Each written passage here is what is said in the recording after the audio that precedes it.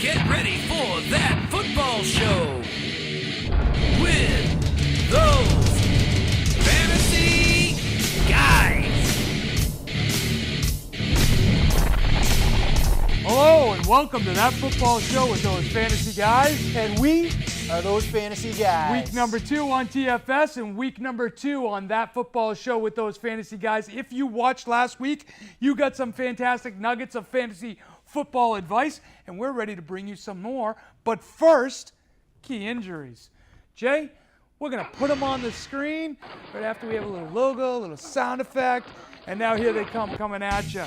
Andrew Luck, David Johnson, Thomas Rawls, Danny Woodhead, Golden Tate, Odell Beckham, Allen Robinson, Jermaine Gresham, and C.J. Fedorowicz, in case you cared. As I'm looking at this looks like a championship fantasy football team you just rattled up. You got a quarterback, you got running backs, we got the number 1 pick overall, we got Odell Beckham. That team would win a championship. But you know the one that kills me, David Johnson. I know, yeah. David Johnson, number 1 overall pick. I'm going to have to make some moves. This is where fantasy football experience, knowledge, grit, determination comes into play. You get the number 1 pick overall. He's out after 1 week without scoring any points, and you don't want to go to the weekly leagues yet. Sure, yeah. Season ain't over, man. I'm still playing. You gotta adapt and adjust. Luckily, there is a thing called a free agent wire. Tell me, as a David Johnson owner in 2 leagues, talk about putting all your eggs in one basket. What do you do? I mean, do you go to the wire? Are you bidding heavy on Williams? Do you think it's going to be a committee backfield? Do you have to find another back someplace else? You are going to have to find another back because they're going to go running back by committee. There's not one guy that's going to replicate what David Johnson did on a weekly basis. They're going to use 3 guys. You can't play 3 guys. So you're going to have to look somewhere else for a running back, maybe in Houston, maybe in Washington, maybe in Seattle, where there might be a back that's on the bench now that might become the starter later, and hopefully you can tread water till that point in time. We're going to address this a little bit later in the show. And that's why you watch TFS. Let's move on to our first segment of the week, Sneaky Starts.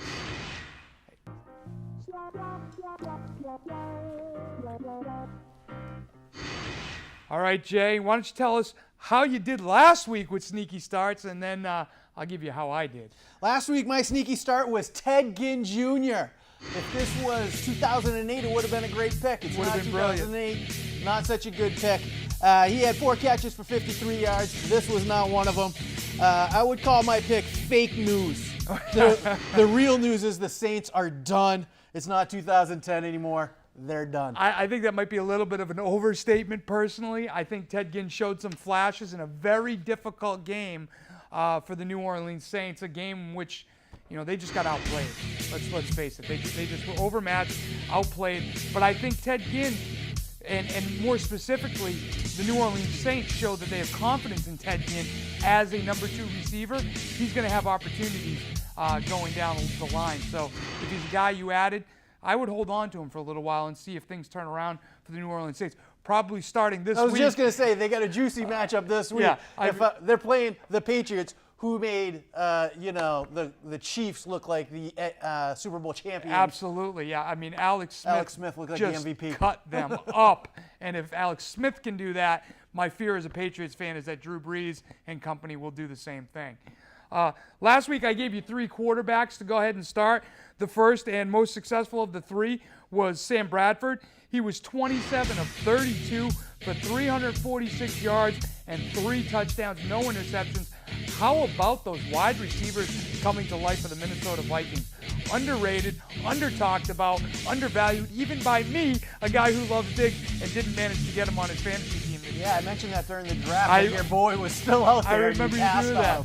The next one that I talked about was Mike Glennon as a possible play.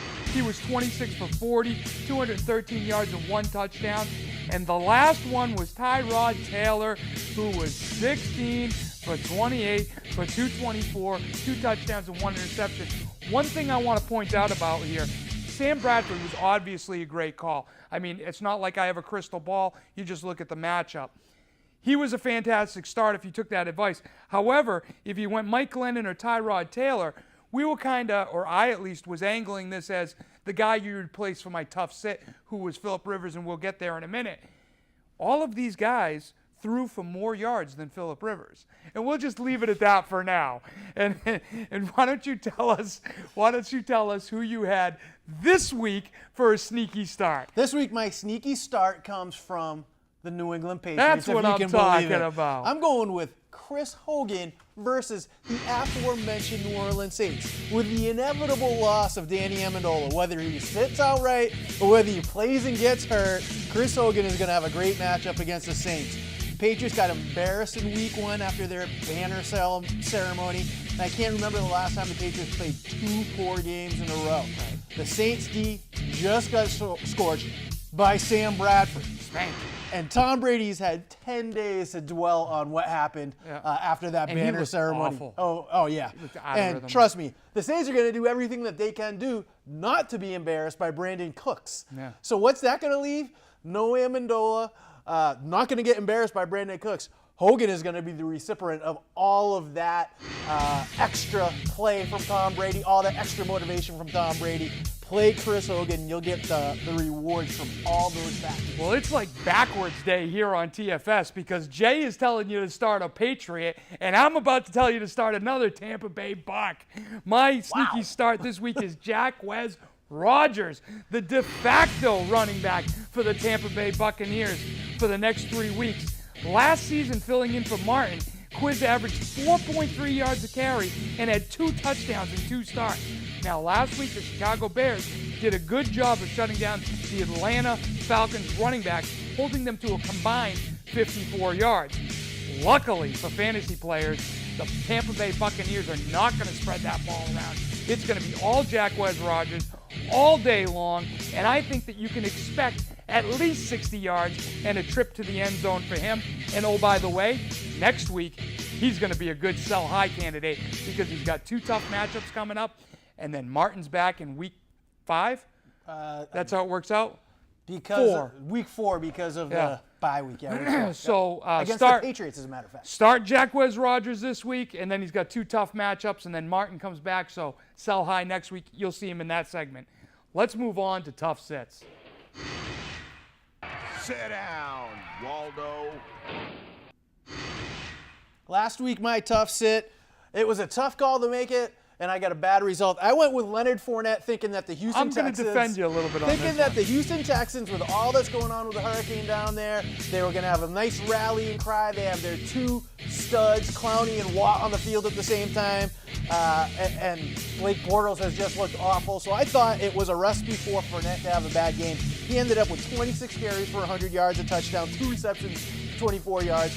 And I think the good thing to get out of this is we have figured out that Leonard Fournette is for real. The NFL is not too fast for him. They are not too big. He is going to be a stud for the next 5-7 years. I don't necessarily agree with your last statement. I think that he showed a lot of potential in this game. However, when I said I was going to defend your pick, I mean after the fact and make excuses for you. No excuses here. No. Well, I know, but here's let's think about a few things here. So Houston was on an emotional roller coaster after the hurricane and all of the support that the team came out and gave to the city. I'm sure it was mentally exhausting to do that stuff, and it also took a little attention away from football. Not to mention their families in the Houston area that they were worried about. So that aside. Leonard Fournette came out, and what'd you say? He had 26 carries for 100 yards. That's not a great football average. That's not a starting running back in the NFL average. That is below average as far as yards per carry. And oh, by the way, the Tom Savage era lasted about 30 minutes in Houston. And if Houston could have mustered some offense, then I think Leonard Fournette's numbers would have been largely different, less reduced. And I think it was a good pick. It was just the circumstances didn't play out in that manner. I was sorry. I was concentrating on the football aspect, not the social environment My bad. Well, you got to look at all of the aspects I know. when you're learning doing it. from the master. All right. So yeah, when you're making excuses, right? Here we go. Last week I told you to start. I told you to sit Phillip Rivers because he had a tough matchup in Denver, and I was right for 3/4 of football. How did I know you were going to say that? However, the future Hall of Famer did not disappoint in the fourth quarter and rallied with 3 touchdowns. I must say, this is my favorite highlight of Phillip Rivers throwing an interception to the Buccaneers. I picked it just for you. So, listen, Phillip Rivers did what Phillip Rivers does. He's a gamer. He's a player. He gives it his all. It shows on his face after you'll see on this interception. And in the third quarter, it seemed like Denver let up a little bit, and Phillip Rivers just put the hammer down and scored some nice points. But as I mentioned earlier, Phillip Rivers was 23 for 192. How many touchdowns? 3 and 1 interception. The 2 of the 3 touchdowns came in the fourth quarter. They count differently They in the do fourth? count. However, the quarterbacks that I told you to start in Sneaky Start all threw for more yards. Did any than one of Phillip them throw Rivers. for more touchdowns? Not more, but Sam Bradford was more valuable in fantasy play, so I will hang my hat on that, and we will move on to this week's picks. All right, this Okay? week I'm going with a stud, a straight NFL stud, Des Bryant. Not backing down. I swing for the fences in football. The Broncos are coming off a gutty win, like you mentioned, against the Hall of Very Good San Diego Chargers and Phillip Rivers. But the defense was, like you said, lights out for 3 quarters. Phillip Rivers put up 2 touchdowns in the fourth quarter, or 3 in the fourth quarter. Might have been 3. The Broncos D has the cornerbacks to match up with Des Bryant. It doesn't matter where he goes on the field. They have the cornerbacks to match up with Des Bryant, and they have the front 7 to get after and harass Dak Prescott. I think this leads to a recipe of ball control offense by the Denver Broncos offense, ball control offense by the Cowboys offense, not a lot of explosive plays, not a lot of open plays to be made, and I just think that if you have other options at wide receiver, this is a week to take a step back on Dez and find one of your other Man, walk. it is a tough sit to It's sit a down tough Des sit. Bryant. I'm going to go with, so this week, I forgot to mention this, but because of the loss of David Johnson, I'm dedicating all my picks to running backs this You should week. have mentioned that earlier. I forgot to mention it, but it reminded me when I looked down and I saw my player. This week, I'm telling you to go ahead and sit down Carlos Hyde. Carlos Hyde actually had a respectable game considering the touches he had. He had 9 carries for 45 yards against a decent Carolina defense. But the San Francisco 49ers travel to the great Northwest to take on the Seattle Seahawks, who have arguably the best front 7 in football, and just allowed 2.8 yards rushing to the Packers. Now, why is that significant? It's not significant because the Packers have Ty Montgomery as their running back. It's significant because the Packers have a prolific passing attack to take pressure off of the running back. The San Francisco 49ers do not have that prolific passing attack. Not quite. Okay. We'll get there. Okay. I'm sure Brian Hoyer will appear in this segment at some point, or in Sneaky Starts at some point.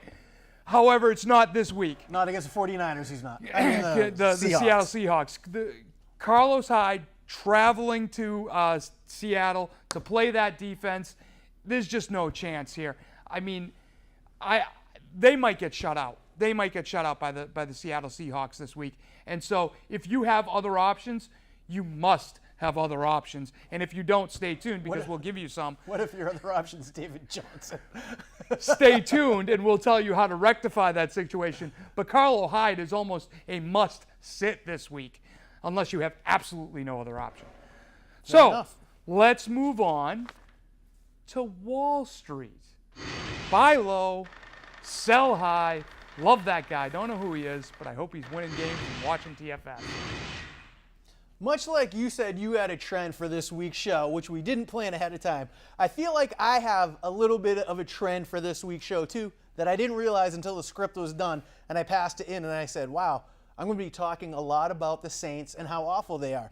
Right now I'm going with my sell high as Drew Brees. The Saints are a confused mess, as you could tell by Adrian Peterson chirping in Sean Payton's ear on the sideline during the game.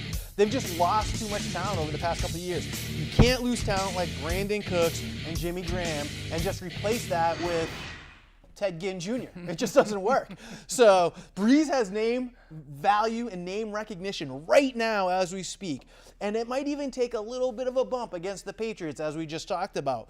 But if you don't trade Drew Brees extremely soon, if you don't sell high on Drew Brees extremely soon, you're not even going to get Jameis Winston for him. You're not going to be able to get Carson Wentz for him. If you wait too long, you're not even going to be able to get Sam Bradford for him. So I suggest you look around to who has a weak quarterback situation, or look around for somebody. You know there's somebody in your league that always drafts the old guys because of name recognition. Look for that guy, sell him on Drew Brees, get a young stud in return. That's good fantasy advice because I have Drew Brees, and that's exactly what I'm going to be looking to do this week, especially if he has a big game in New England. This week, my buy low, as I mentioned, is all running backs. We try to stay away from guys on the Thursday night game because the show doesn't come out until after Thursday night. So hopefully my guy didn't go off last night. But if he did, you might still be able to grab him in your league because he's only owned in 30% of leagues. I'm talking about Giovanni Bernard.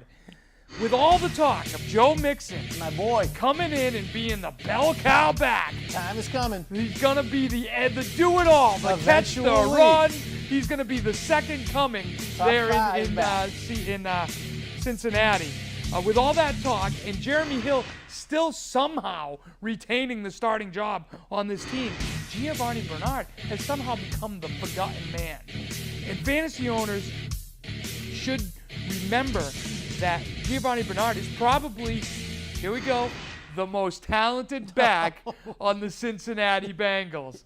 And to prove my point, Objection. Jay, Objection. Here's what we have to go on. We have NFL stats from week 1 to go on. Ready? Jeremy Hill, the starter, who we both have a consensus will not be the starter for very long. Correct. 7 touches, 24 yards. Joe Mixon, 9 touches, 24 yards. Ready? Giovanni Bernard, 8 touches, 79 yards. 7 of those were rushing plays, and the majority of his yards, that was the 1 reception.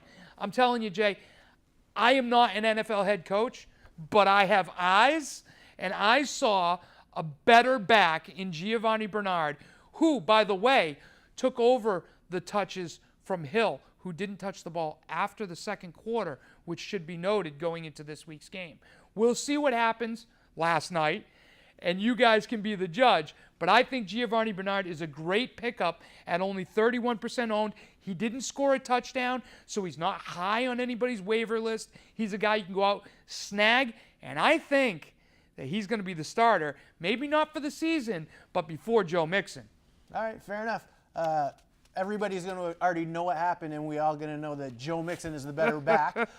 Number one, I love that highlight that you kept showing of Giovanni Bernard, because if that play went to Joe Mixon, that was 6 points. Okay. Well, I hope for your argument that last night, and we're saying that because we shoot on Wednesday, games on Thursday, you see the show on Friday, Joe Mixon scored like 4 touchdowns. Oh, I know. I hope I look like a fool It right now. would be very helpful to me because of my David Johnson situation and the fact that on both teams that I have David Johnson, I have Joe Mixon on the bench of both of those teams. Well, so please let you be right about that. That's a good backup plan. All right, let's move on to weekly leagues. Jay, I hate weekly leagues. I gave it a stab last week. My guy, he didn't do great.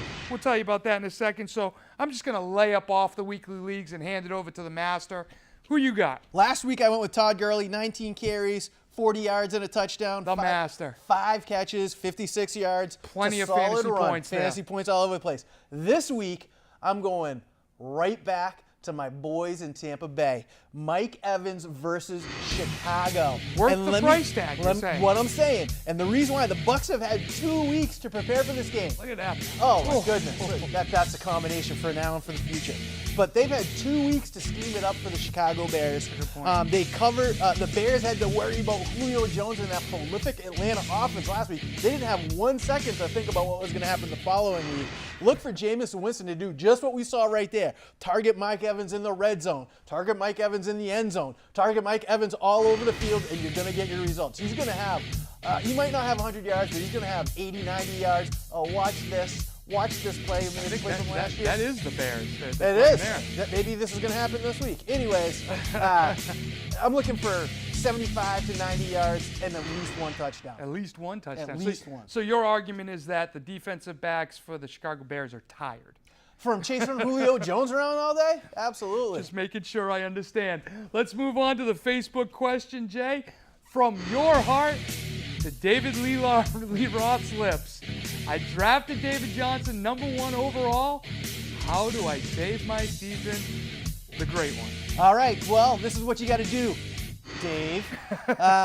Pete Carroll has been raving about Chris Carson. There's nothing you can do this week to replace David Johnson. There's probably not anything you can do next. Giovanni Bernard is not replacing David Johnson. What you have to do is look down the road and say, every year there's people that bubble up, free agent pickups, people you never heard of week 1, 2, or 3 that end up saving seasons, winning seasons, whatever the case may be. This year there's a bunch of running backs out there that people are talking about picking up. But what I'm telling you is I always look towards the playoffs. I plan on treading water, making some moves here and there to get me to the playoffs. And when the playoffs come, Pete Carroll has already said he can run, he can catch, he can run routes, he runs the ball very well. He also said we haven't seen the top end of him yet. And let me tell you what, the only thing between him and being the starting running back on Seattle is Eddie Lacy eating his way out of the NFL and Thomas Rawls' next injury. And let me tell you what, even if Thomas Rawls doesn't get hurt, Pete Carroll loves talent, and Pete Carroll loves to ride one back. He's not a back by committee guy. He might put a guy in there on 3rd down, but with this guy, they might not even need to. Chris Carson's going to be the starter by the end of the year. Book it. If you get him, you're not going to get David Johnson production, but if you can get enough production to make it to the playoffs, this guy is going to be a real value to you in the playoffs. Yeah, I love the angle and the insight there for our viewers of how you approach a fantasy season. You're not worried about winning the week to week. You're worried about making it to the playoffs, getting to the money, then worried about it. We will deliver you to the playoffs if you watch TFS all week, all season long. I also love the Chris Carson pick, but not because I'm a David Johnson owner. I'm a Thomas Rawls owner. And I'm looking at this guy going, this is a guy I got to get on my roster just in case. Yep. So I love this pick. You go out and you grab this guy. And one other thing I wanted to mention before we run out of time here is that one of those running backs that we were talking up all last season, didn't really do much, was Buck Allen of the Ravens. He just had 21 carries, and now he's like #2 on everybody's free agent ad list. Yeah, everybody's talking about him. They're talking about that guy in Chicago. And that's why getting Chris Carson this week, get him this week while he's still well under the radar, too. Absolutely, I agree. That's it for another fantastic episode, if I do say so myself, of That Football Show with those fantasy guys. We are those fantasy guys, and good luck in week 2. We'll see you in a week. Good luck, everybody.